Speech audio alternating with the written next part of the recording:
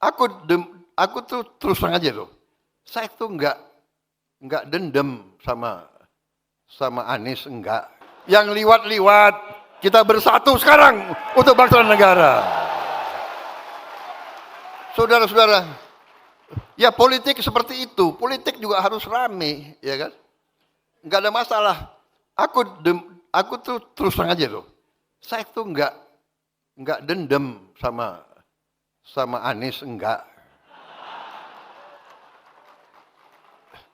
Kalau ya dikasih nilai 11 itu gue nggak apa-apa itu. Bener loh. Sebetulnya dia yang bantu aku menang, saudara. Karena emak-emak kasihan gitu loh. Iya kan? Saudara-saudara, kalau debat presiden atau kan nggak menarik. Rakyat seneng lihat apa itu? Lihat rame-rame seneng, bener nggak? Jujur, iya kan? Jadi sudah. Ini berarti ini teman-teman di UNER sudah sampai kepada akar masalah yang ada di Republik ini. Ya. Karena salah satu akar masalah Republik ini, kalau sebuah negeri mau maju nih, maka prinsip-prinsip meritokrasi itu perlu dipegang, perlu diprioritaskan. Bukan satu-satunya, tapi itu harus utamakan meritokrasi itu. Kenapa meritokrasi ini penting? Kalau meritokrasi itu artinya seseorang mendapatkan promosi, mendapatkan posisi karena prestasi. Betul kan? Karena prestasi, bukan karena koneksi. Betul kan? Nah, di Indonesia nih banyak yang dapat posisi karena koneksi. Ya, contohnya banyak lah.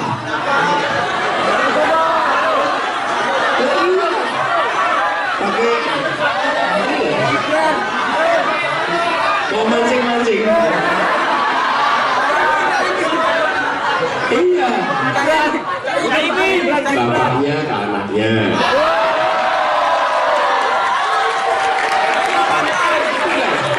Pamannya ke anaknya. Ke adiknya. Nanti mantu. Nanti macam-macam. Teman-teman, meritokrasi itu prinsip utama yang harus dipegang. Tapi bukan satu-satunya. Tapi untuk meritokrasi itu bisa jalan dengan baik, itu harus ada kesetaraan pengembangan. Kalau dalam suasana yang timpang, ini timpang nih, kemudian langsung diadopsi meritokrasi, maka itu melanggengkan ketimpangan.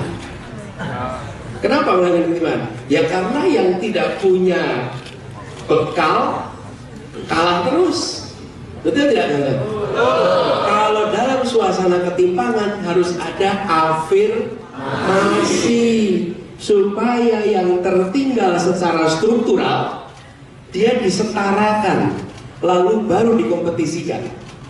Tapi kalau tidak diiringi afirmasi, semata-mata sekonyong-konyong meritokrasi saja, maka ketimpangan itu akan langgeng. Apalagi kalau ketimpangannya struktural. Teman-teman paham, misalnya mau masuk universitas pakai meritokrasi, tes. Oke, nah, tetapi kita tahu ketimpangan kualitas SMA antar daerah ada bukan? Ada. Antar pulau ada tidak? Ada. Nah, di situ yang saya maksud. Ketika kita memasukkan faktor meritokrasi, harus ada timpangannya. Kalau ada timpang, harus dilakukan intervensi dalam bentuk afirmasi supaya muncul kesetaraan, dari situ kompetisikan. Jadi tidak sekonyong-konyong ya, yang namanya meritokrasi pure berarti pokoknya kalau adopsi meritokrasi berarti terbaik. Ya terbaik, tapi ada syaratnya nih. Syaratnya tidak dalam ketimpangan struktural terutama. Nah, tapi meritokrasi ini kunci. Kalau bangsa ini mau maju, ya maka yang diberi amanat yang memang kompeten. Diukurnya dari mana? Dari prestasi. Kalau tidak berprestasi dikasih tugas, kasih amanat,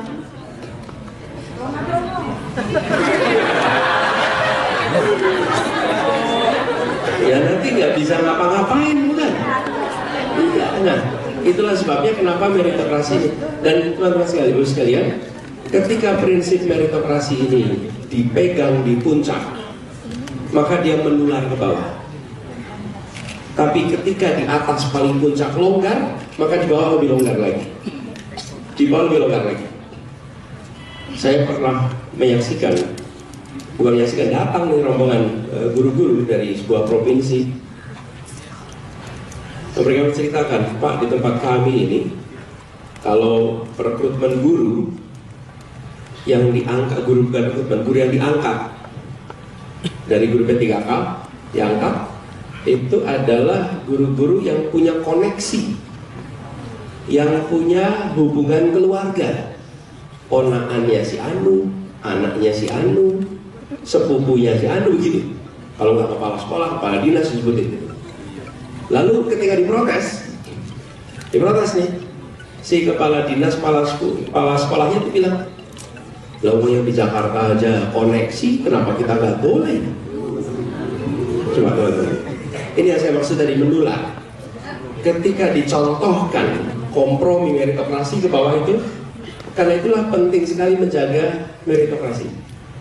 Dan begitu meritokrasi diterapkan, teman-teman, maka kita harus bersedia untuk mengakui hasil. Di Indonesia sebetulnya meritokrasi ini sebagian berjalan, sebagian berjalan. Kemarin saya ketemu dengan pelatih Olimpiade Science, OSN. Itu di OSN itu meritokrasi. Halo teman-teman, berjumpa bersama saya di Politik Dangi. Teman-teman, kemarin ya ada sebuah video yaitu Prabowo Subianto menghadiri acara PKS, teman-teman. Dan di sana pidato dari Prabowo ini ya, lagi-lagi mengungkit atau menyinggung soal Anies ya. Kata Prabowo, ia tidak dendam dengan Anies. Tidak apa-apa dikasih nilai 11 oleh Anies. Ya, ini di sisi lain Pak Prabowo mengungkapkan tidak dendam, di sisi lain juga masih mengungkitkan nilai yang diberikan Anies kepada Prabowo, teman-teman. Ya, ini sesuatu yang balik belakang sebenarnya. Nah, di sisi lain bagaimana ungkapan Prabowo ini ya seolah-olah masih menyimpan rasa mungkin kecewa karena dikasih nilai segitu ya oleh Anies Baswedan ya. Itulah sesuatu hal yang aneh dan blunder ya teman-teman. Hal yang terjadi di ruang debat publik ya. Pada saat itu malah dibawa-bawa sampai saat ini. Itu kan adalah masa di mana Prabowo dan Anies ya serta Ganjar waktu itu sedang berdebat ya. Jadi apa yang dilakukan di perdebatan harusnya sudah selesai di sana ya. Apalagi Pak Prabowo saat ini sudah jadi presiden ya, seharusnya tidak mengungkit hal tersebut. Hal yang dapat Prabowo lakukan adalah sebagai ksatria, sebagai pemimpin yang bijaksana merangkul semua pihak ya termasuk Anies Baswedan ya, menemui Anies misalnya atau mengajak Anies misalnya ya kan, supaya tidak ada pembelahan di masyarakat ya, supaya menuju Indonesia emas. Dan itulah hak Pak Prabowo ya, karena beliau sudah saat ini presiden, menang, masa lalu biarlah masa lalu ya kan. Dan Anies Baswedan ya santai saja sebenarnya menanggapi hal tersebut, karena beliau memang tidak mau memusingkan hal itu. Ya, itu adalah sebuah hal yang sudah selesai di ruang debat Capres-Cawapres waktu itu ya. Dan Anies Baswedan pun fokus bekerja ya sebagai akademisi ya, sebagai cendekiawan ya, memberikan ilmu banyak orang. Itu yang dilakukan Anies Baswedan saat ini, teman-teman. Bagaimana menurut kalian?